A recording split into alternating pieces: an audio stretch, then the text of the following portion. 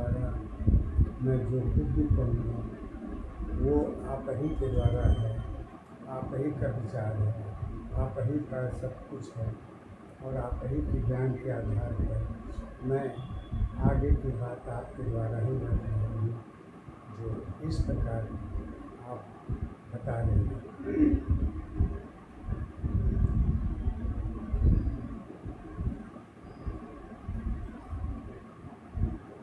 गुरु माँ कहती हैं कि शास्त्र के आधार पर किसी की जीवन को ग्रंथ के द्वारा बताना एक अलग की बात है, परंतु सत्य के आधार पर और शब्द के द्वारा ग्रंथ की मूल आधार को यदि देखा जाए तो ग्रंथ की रचना जो है शब्द के आधार पर ही रखी गई है और शब्द का आधार कभी जन्म का आधार नहीं है, कर्म का आधार है, मन का आधार है, सत्य का आधार है, भक्ति का आधार है। सभी चीज जो है शब्द के द्वारा ही देखे जाते हैं और शब्द के बगैर व्यक्ति तो क्या पॉजिटिव निगेटिव भी है वो भी शब्द के आधार पर ही देखी जाती है। व्यक्ति का जीवन भौतिक जगत की स्थितियाँ ये सब सारी जो है मन के ही दशा के ऊपर सब आधारित है। अब इसको गुरु माँ अपने पद के आधार पर शब्द के द्वारा सत्य की बात बता रहे हैं कि शब्द की अवस्था जीवन में व्यक्ति के लिए और जगत के लिए क्या माने रखता है। इस बात को गुरु माँ कहती हैं कि स्वरूप तो अनेकों हैं, आधार होते हैं, पर देखने और समझने की नज़रिया सबकी अपनी अलग अलग होती है। क्यों से स्वरूप और रूप की सुंदरता जगत की पहचान पर ही देखी जा सकती है, क्योंकि जगत की स्वरूप सुंदरता आधार का ही कारण है और दूसरा कारण हो भी नहीं सकता, क्योंकि ज्ञान के आधार पर ईश्वर की भक्ति, मन की भावना, आवाज, विश्वास, आधार, ये सब सारी चीजें जितनी भी है सब इसी विषय पर आधारित है कि सत्य है तो क्या है। बगैर ऊर्जा शक्ति के बगैर भौतिक जगत की प्रणाली भी नहीं देखी जा सकती, क्यों से कि बंटवारे के आधार पर सबकी अपनी अलग अलग ऊर्जा शक्ति सभी के पास है। किसी एक की ऊर्जा शक्ति से स्वयं की पहचान या आधार नहीं हो सकती, क्योंकि स्वयं की ऊर्जा शक्ति खुद की अवस्था को समझ सकती है, लेकिन दूसरे की ऊर्जा शक्ति के द्वारा स्वयं की ऊर्जा शक्ति के आधार को नहीं देखी जा सकती। क्यों से कि गुरु माँ कहती हैं कि आधार से लेकर विश्वास की बात क्यों होती है। विश्वास कभी सत्य का आधार नहीं हो सकता, क्योंकि कि विश्वास शब्द संदेह भरा आधार होती है। क्यों होती है क्यों से कि मन की दशा और परिवर्तन की दशा और शब्द की दशा और इच्छा और विचार की दशा भी बंटवारे के अंतर्गत ही देखी जा सकती है। क्यों कि ज़रूरत और स्वार्थ व्यक्ति की जीवन की सत की अवस्था है। इसको माने या न माने, व्यक्ति की अपनी भावनाएं तो हो सकती है, लेकिन सत की भावना कभी भी नहीं हो सकती। इसलिए गुरु माँ आज सत के आधार पर विश्वास की दशा और जरूरत की दशा और स्वार्थ की दशा मानव जीवन के आधार से लेके परिवर्तन दशा के आधार तक एक ही अवस्था में पहचान देखी जाती है। जैसे कि सहयोग की दशा एकता की अवस्था होती है, और एकता यदि व्यक्ति के जीवन में न हो तो सहयोग की दशा का कोई माने नहीं रखता। इसीलिए गुरु माँ कहती हैं अपने पद के द्वारा कि कहती हैं सहयोगी अवस्था एक दशा,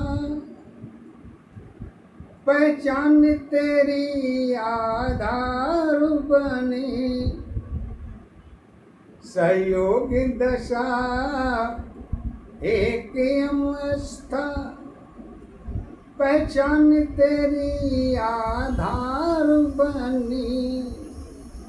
आधार अवस्था जीवन की दोनों की पहचान बनी।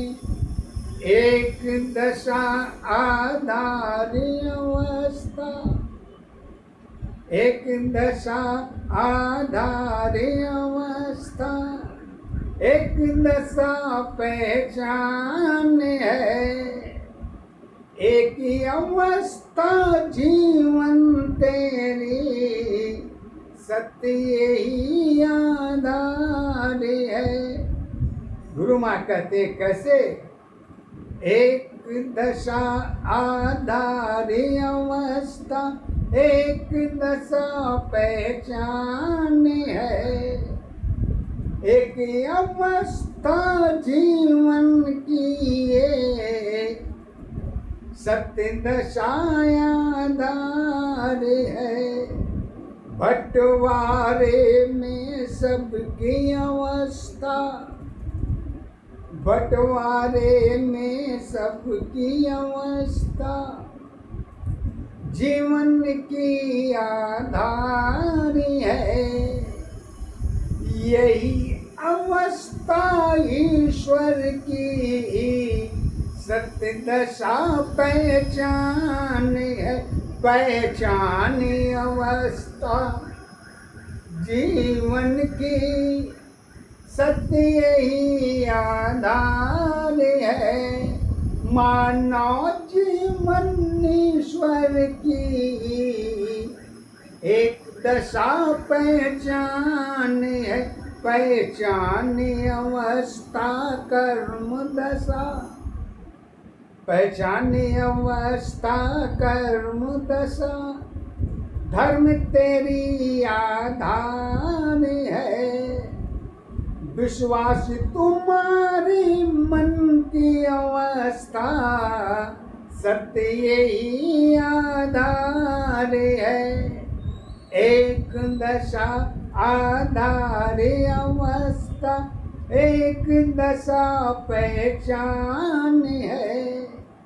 एक अवस्था जीवन की सत्य दशाया आधार है।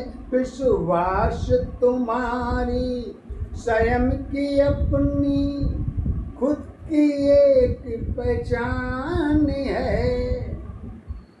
पहचान तुम्हारी चरित्र अवस्था, जुड़ी दशाया आधार है। एक दशा आधार अवस्था, एक दशा पहचान है। एक ही अवस्था जीवन की ये सत्य दशाया धार है। कहते हैं कि जीवन की सत्यता तो एक है, परंतु अगर विश्वास की अवस्था, असत का आधार, शब्दों की पहचान, अगर ये तीनों न होती और परिवर्तन दशा का आधार अगर न होता और शब्द की पहचान और समय की दशा अगर न होती तो मानव जीवन, सत की जीवन और ईश्वर की पहचान कहाँ पर होती? ये शायद धर्म के ग्रंथों में उपस्थित होगी, लेकिन सत्य की दशा में धर्म को आधार न मान के सत्य के आधार पर मानव जीवन की पहचान, ईश्वर की अवस्था, सभी कुछ एक दशा के आधार पर देखी जाती है। कैसे देखी जाती है? क्यों देखी जाती है? काहे देखी जाती है? इसको गुरु माँ अपने पद के आधार पर कहती हैं, विश्वास तुम्हारी भरी अवस्था, मन की सत्य आधार है। विश्वास तुम्हारी मन की अवस्था, सत्य दशाया आधार है। आधार अवस्था मन की दशा है, परिवर्तन की पहचान है। परिवर्तन में जीवन तेरी, सत्य दशाया आधार नहीं। रूप अवस्था सुंदरता की, रूप अवस्था सुंदरता की, जगत की सत्य पहचान है। यही अवस्था परिवर्तन की, मन की सत्ताधार है। मन की अवस्था एक दशा की, स्वयं की अपनी अपनी पहचान है। पहचानी अवस्था जीवन की ये कर्म दशाया आधार है। आधार अवस्था जीवन की एक सत्य पहचान है। पहचान अवस्था जीवन की भेद भाव आधार है। अब ये गुरु माँ कहती हैं कि भेद भाव की अवस्था आखिर कैसे उत्पन्न होती है, काहे उत्पन्न होती है, किस लिए उत्पन्न होती है, इसकी पहचान क्या है, इसका भाव क्या है, भेदभाव की गुण की दशा क्या है, इस बात को गुरु माँ अपने सत्य के आधार पर कहती हैं, धर्म अवस्था कर्म अवस्था भेद भाव आधार है। मन की अवस्था इच्छा तेरी यही सत्य पहचान है। पहचान अवस्था अपनों में भेद भाव आधार है। रिश्ते नाते प्रेम अवस्था भक्ति की आधार है। भक्ति भक्ति तेरी भरी अवस्था, भेद भाव पहचाने, पहचाने अवस्था, पहचाने अवस्था कर्म दशा से जगत सत्य आधार है। जगत अवस्था भेद भाव में जुड़ी दशा पहचाने, पहचाने अवस्था जीवन की, पहचाने अवस्था जीवन की, यही सत्य आधार है। आधारी अवस्था जगत दशा की एक सत्य पहचान है।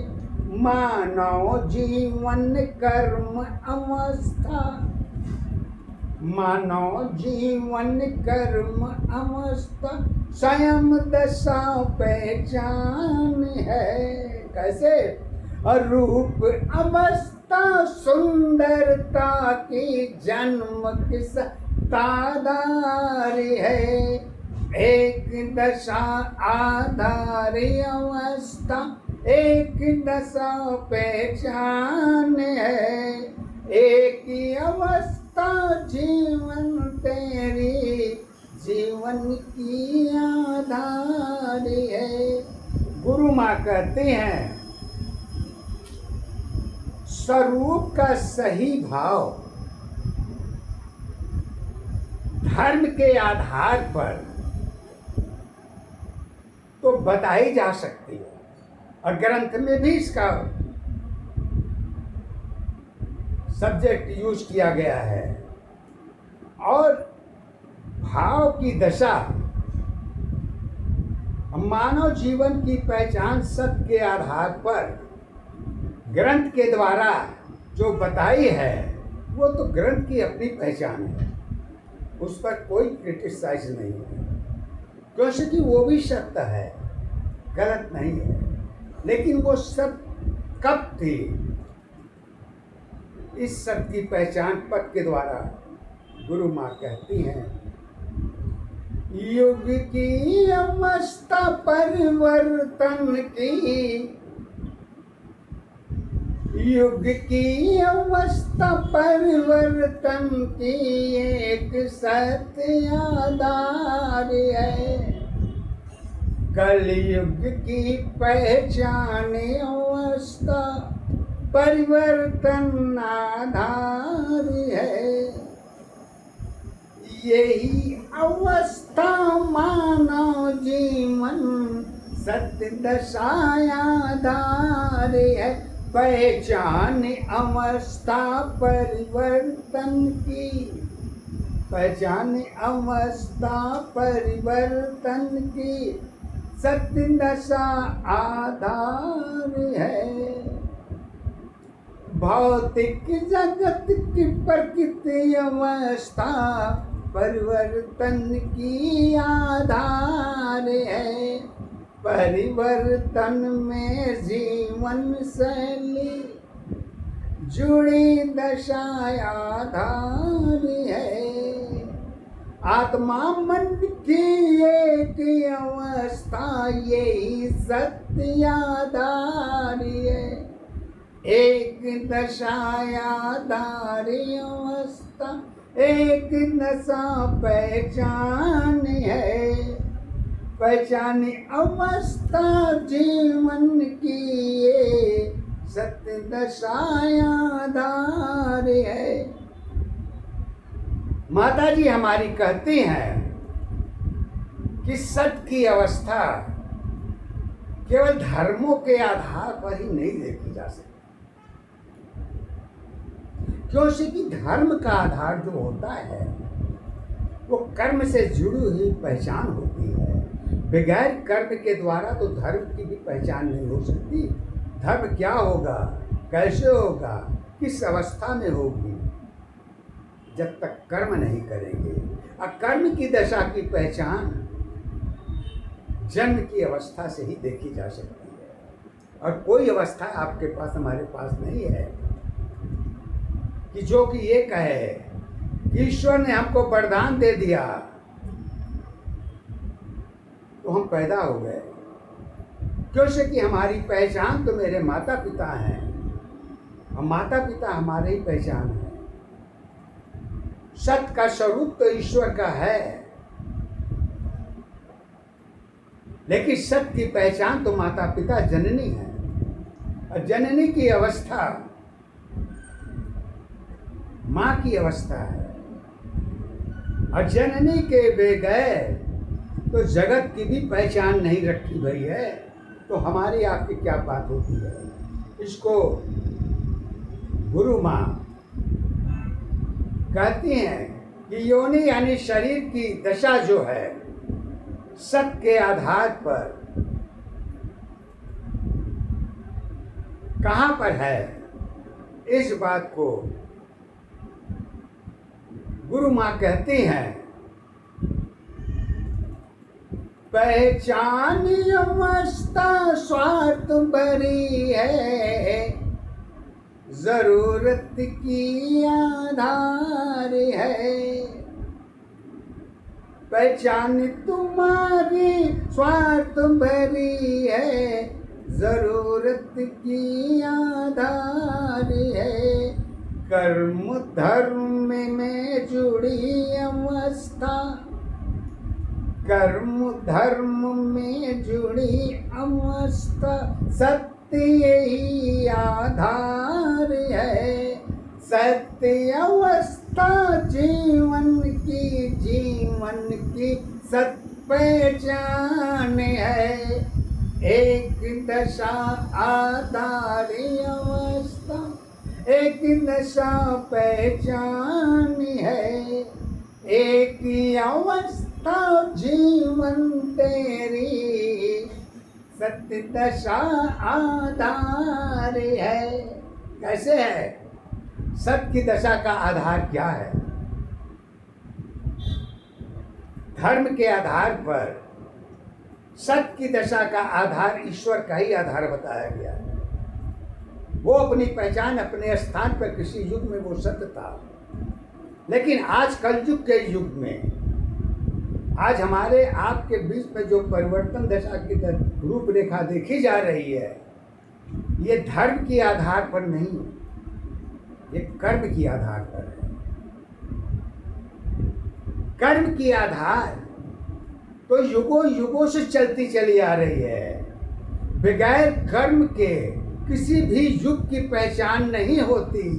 चाहे कण कण में भगवान हो, चाहे मानव के अंदर बसा हो, चाहे जीव जंतु में बसा हो, लेकिन सब कुछ के बावजूद भी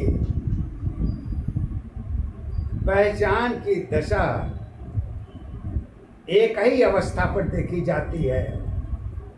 अब वो अवस्था क्या है जिसको हमारे धर्म ग्रंथों में हमारे महात्मा संत लोगों ने जो उपदेश देते हैं वो धर्म के आधार पर ही देते हैं। धर्म का मतलब क्या है? धर्म का मतलब अपने समय में कुछ भी हो, लेकिन आज कलयुग के युग में धर्म का मतलब तो एक ही है, कर्म अवस्था धर्म दशा की। कर्म अवस्था धर्म दशा की, एक सत्य पहचान है। वो क्या है? ऊर्जा शक्ति भरी अवस्था, यही सत्य आधार है। आधार अवस्था ऊर्जा शक्ति परिवर्तन की पहचान है। परिवर्तन में जीवन तेरी जन्म दशा पहचान है। जन्म अवस्था सत्य दशा की, मृत्यु की सत्य आधार है। मृत्यु की अवस्था गुण की दशा है। मृत्यु की अवस्था गुण की दशा है, सत्य नहीं आधार है। तो कौन आधार है इसका? प्रश्न कर सकते हैं कि जब सत्य इसका आधार नहीं है तो इसका आधार कौन है? इसकी आधार की व्याख्या मैं आपको थोड़ी सी कालिदास रानी विद्योत्मा से देना जरूर चाहूंगा। अगर कालिदास की इतिहास आपको मालूम है तो उसके आगे शायद कुछ कहने की जरूरत नहीं है, क्यों से कि ग्रंथ के आधार पर ज्ञान की दशा तो देखी जाती है, लेकिन कर्म के आधार पर ज्ञान की दशा का परिभाषा बिल्कुल पूर्ण रूप से बदल दी जाती है। क्यों बदल दी जाती है? कि सत्य की अवस्था जुड़ी दशा की ग्रंथों की आधार है, कारण की अवस्था कुछ भी हो सत्य यही आधार है। सत्य अवस्था मन की दशा है, परिवर्तन की आधार है। परिवर्तन में जीवन सारी दोनों की पहचान है। पहचान अवस्था एक दशा है, सहयोग दशा आधार है। सहयोग अवस्था भाग दशा की, सहयोग अवस्था भाग दशा की दोनों की पहचान है। दो की पहचान कहाँ पर है? गुरु माँ कहती हैं दो की पहचान तो एक ही जगह पर हो सकती है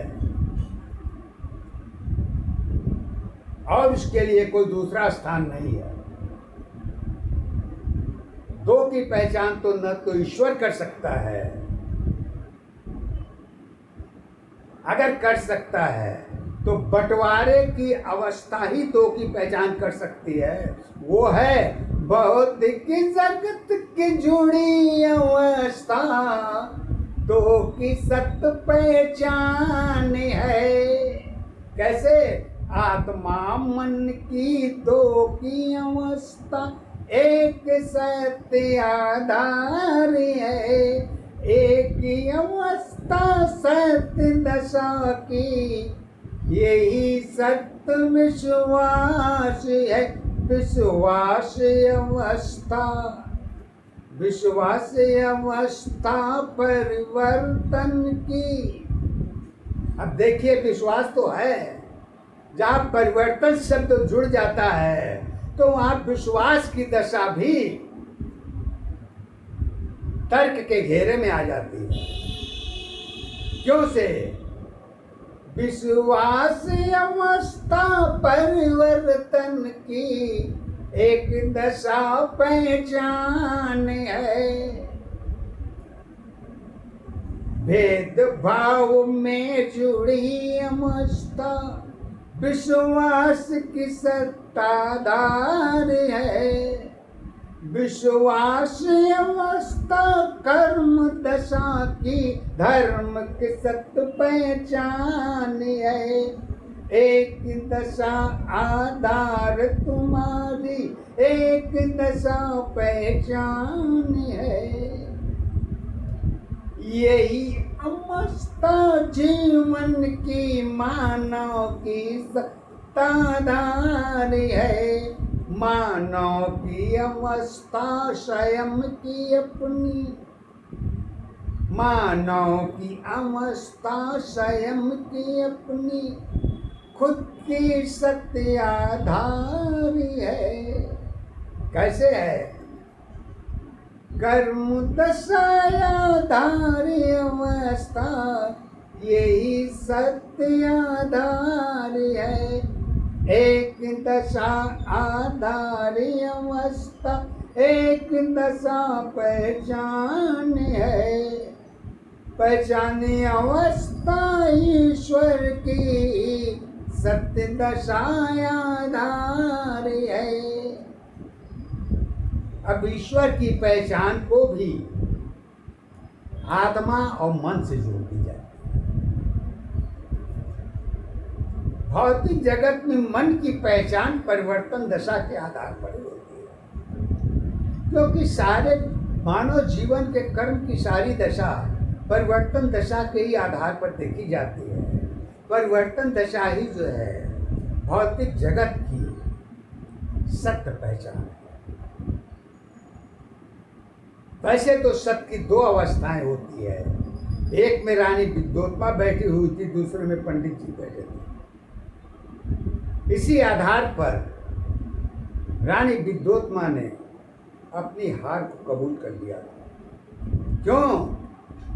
आगे का इतिहास कहने की जरूरत नहीं है, बाकी तो पहचान आपके ऊपर छोड़ दी। जो आपको उचित लगे वही आपके लिए सही है, लेकिन सही है या नहीं है ये आपकी मन और आपकी इच्छा के ऊपर आधारित है। क्यों? कि बंटवारे की पहचान तो ईश्वर के दायरे में ही नहीं रखी है, बंटवारे की पहचान तो मानव दशा के जीवन में भरी पड़ी हुई है। अब बंटवारा कब पहचान कब होता है? जब रिश्तों की पहचान शुरू होती है, और रिश्तों की पहचान तब होती है जब बंटवारे की आधार शुरू होती है। उसके पहले की आधार का कोई बंटवारा माने नहीं रखता था, क्योंकि वो पहचान एक अवस्था के साथ देखी जाती थी। अब वो अवस्था है केवल माता पिता की। रिश्तों की पहचान तो माता पिता के बाद बंटवारे की होती है, लेकिन सत्य का बंटवारा एक आधार पर कभी नहीं हो सकती, क्योंकि पॉजिटिव और निगेटिव ये दोनों अवस्थाएं एक ही अवस्था की पहचान है, और वो है सत्य की पहचान। असत्य की पहचान कहाँ पर बंटवारे से मुंह मोड़ना चाहती है कि बंटवारा न हो, तो इसका क्या उपाय हो सकता है? प्रश्न भी जायज है। हम बंटवारा नहीं चाहते हैं, तो क्या चाहते हैं? कुछ लोगों की मन की दशा होती है कि हम सब एक में मिलके रहें, लेकिन एक संभव तब हो सकता है जब बंटवारे की अवस्था को खत्म कर दिया जाए, तो एक ही पहचान रह जाती है। वो पहचान आपको जन्म से लेके मृत्यु तक की दशा को जोड़ के रखती है। अब आप पूछेंगे कि इसकी पहचान क्या है, तो गुरु माता माँ जी हमारी सत्य के आधार पर कहती हैं, धर्म के आधार से कोई लेन देन नहीं है, सत्य के आधार ही है। क्या? बंधन तेरी सत्य अवस्था एक दशा पहचान है, बंधन तेरी एक अवस्था सत्य दशा पहचान है। खुली अवस्था बंधन की बंटवारे की आधार है, एक दशा आधारी अवस्था एक दशा पहचान है। एक अवस्था जीवन तेरी सत्य दशा आधार है, आधारी अवस्था जीवन की सत्य यही पहचान है। सत्य अवस्था जीवन की एक दशा आधार है।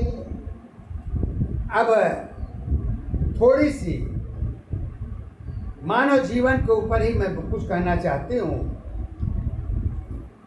जो गुरु माँ हमारी अपने पद के द्वारा ही मानव जीवन की दशा को कुछ अपने गुरु ज्ञान के आधार पर शब्दों के द्वारा बताना चाहती हैं कि बंटवारे की अवस्था हर जगह नहीं देखी जा सकती। वो एक ही पहचान रहती है, हर चीज में बंटवारा है, लेकिन एक चीज में कभी बंटवारा हो ही नहीं सकता। वो क्यों नहीं हो सकता, काहे नहीं हो सकता? इस बात को गुरु माँ जी कहती हैं कि जीवन का हर बंटवारा हो सकता है। विचार का बंटवारा अलग है, मन का बंटवारा अलग है, प्रॉपर्टी का बंटवारा अलग है,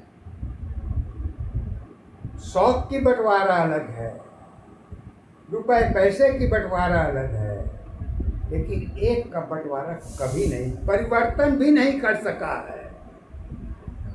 जो स्वयं जगत की पहचान है, जिसको आत्मा मन और अमर की दशा की पहचान है, उसको तो ईश्वर के आधार पर बताया गया है, लेकिन सत्य के आधार पर बंटवारे की स्थिति कहीं दिखती ही नहीं है। वो एक ही पहचान होती है। अब वो पहचान क्या है? इसको गुरु माँ जी अपने शब्दों के आधार पर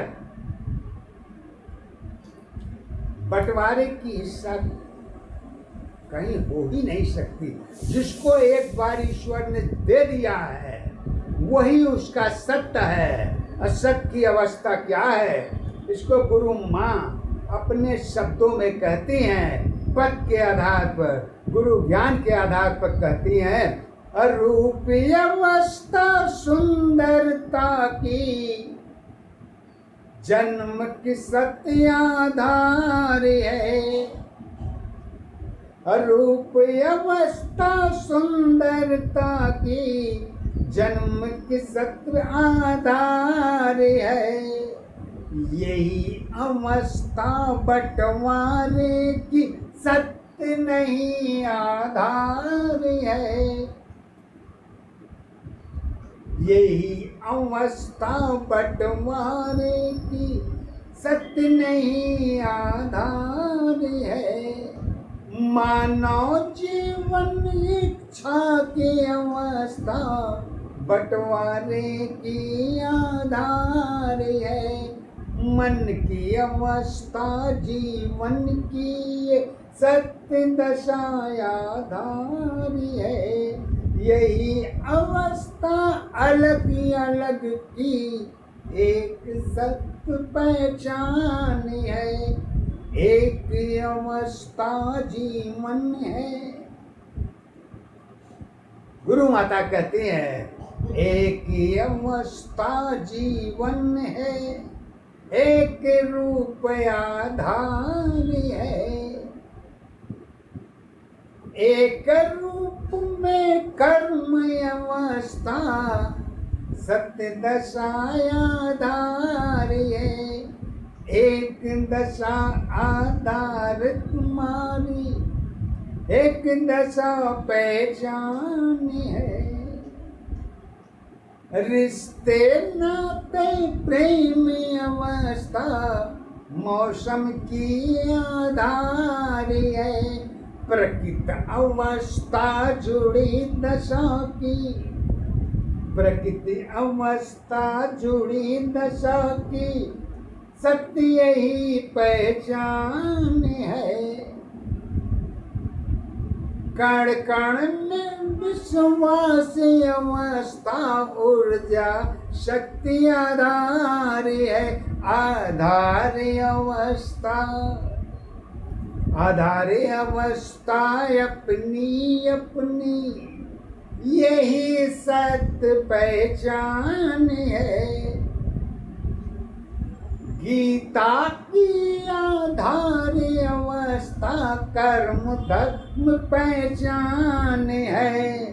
एक दशा आधार अवस्था, एक दशा पहचान है। एक अवस्था जीवन की, यही सत्य आधार है। गुरु माँ की ज्ञान अवस्था, अरुण कमन विश्वास है। विश्वासी अवस्था धर्म दशा की, सत्य एक पहचान है। गुरु माँ की कृपा अवस्था, मन की सत्य आधार है। शब्दों में विश्वास भरी है, यही दशा पहचान है। एक दशा आधारी अवस्था, एक दशा पहचान है। एक अवस्था जीवन तेरी, सत्य दशा आधार है। आधारी अवस्था, आधारी अवस्था मानव जीवन, यही एक पहचान है।